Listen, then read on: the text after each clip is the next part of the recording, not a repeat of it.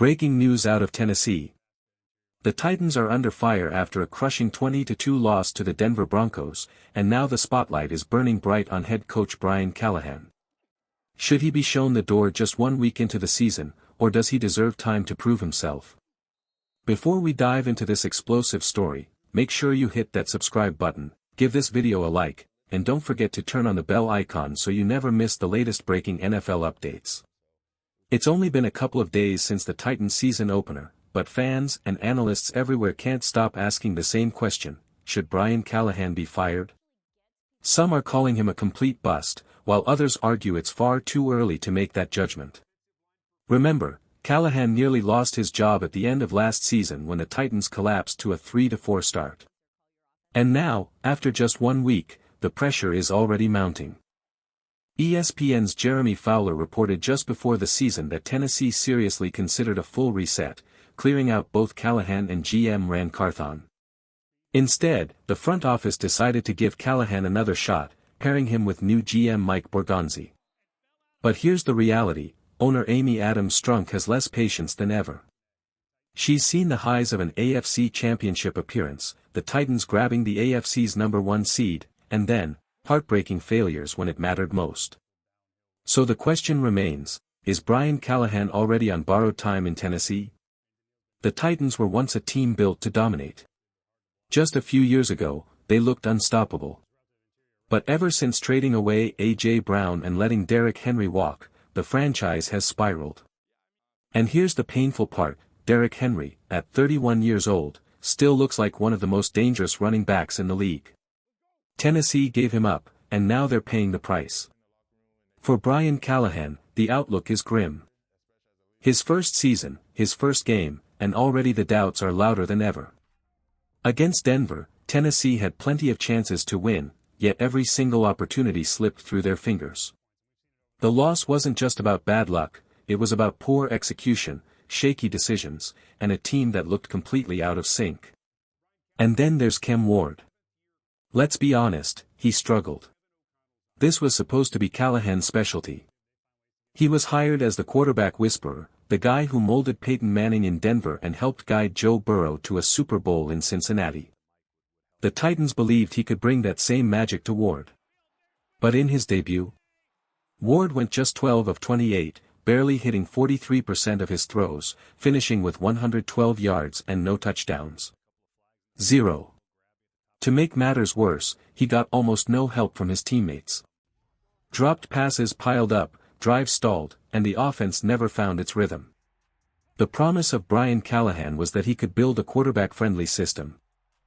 Right now, it looks like the exact opposite. Calvin Ridley's drops were a shock. 3 times the ball hit his hands, and 3 times it fell incomplete. For a receiver of his caliber, it was almost unbelievable to watch. But the problem wasn't just Ridley, it was the way the offense was being run from the very start. The opening drive of any game is supposed to be the sharpest. Those plays are scripted, carefully designed to build rhythm and set the tone. Across the NFL in Week 1, you could see the difference. Offensive minds like Joe Brady, Matt LaFleur, and Brian Schottenheimer had their teams moving with precision, stacking up positive plays.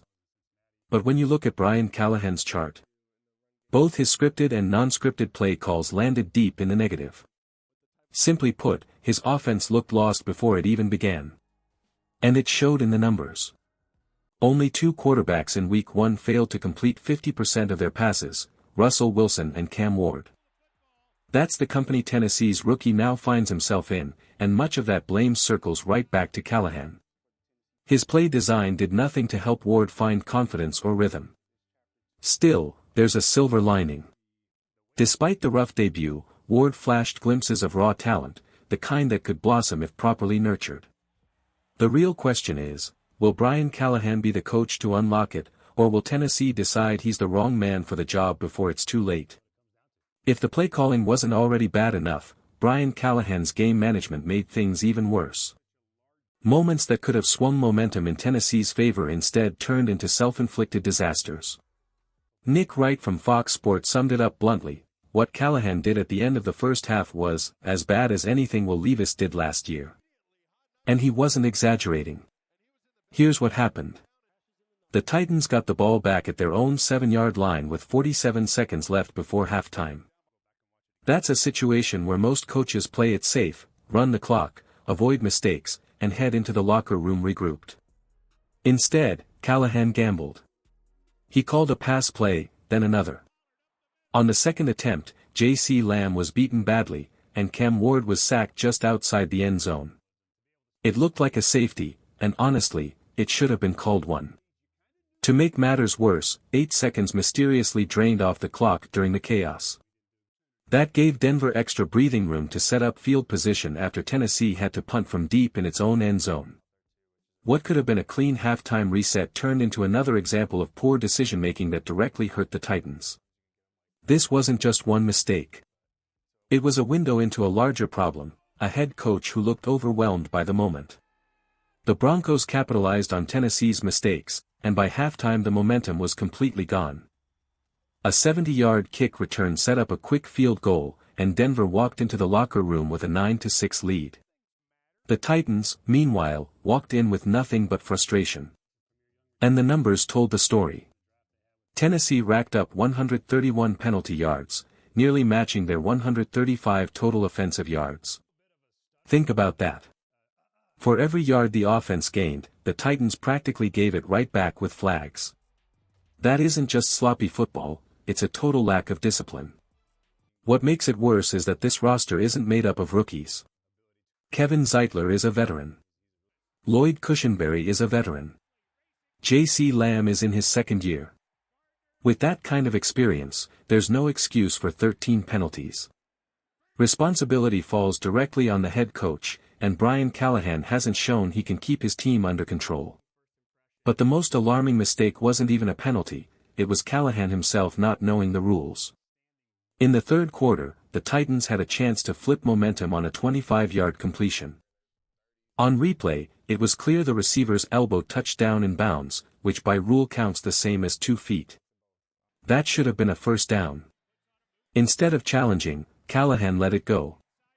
Afterward, he claimed he thought you needed a foot in bounds, completely missing one of the simplest rules in the book. For an offensive-minded head coach in the NFL, that is inexcusable. These aren't just bad breaks, they're self-inflicted wounds, and they start at the top. When pressed on the missed challenge, Brian Callahan admitted he had misinterpreted the rules. That alone left fans stunned, but what came after only made things worse. Reporters described him growing testy with questions, even brushing off veteran journalist Paul Kuharsky. Some noted it looked like Callahan was ready to take the argument outside.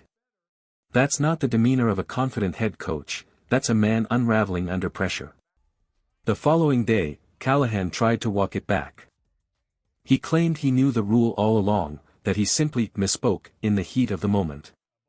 But let's be real, if he truly understood the rule, why didn't he challenge the play when everyone in the stadium knew it was the right move? Coaches in the booth saw it. Fans watching at home saw it. The replay made it obvious, the receiver's elbow was in bounds, which by rule counts the same as 2 feet. Instead, Callahan doubled down on his mistake and blamed the wording of his explanation. That's not leadership, that's damage control. And when he later suggested that his players should know the rules just as much as I do, it backfired. Because here's the truth, he didn't know the rules in the moment. For a head coach, that's inexcusable.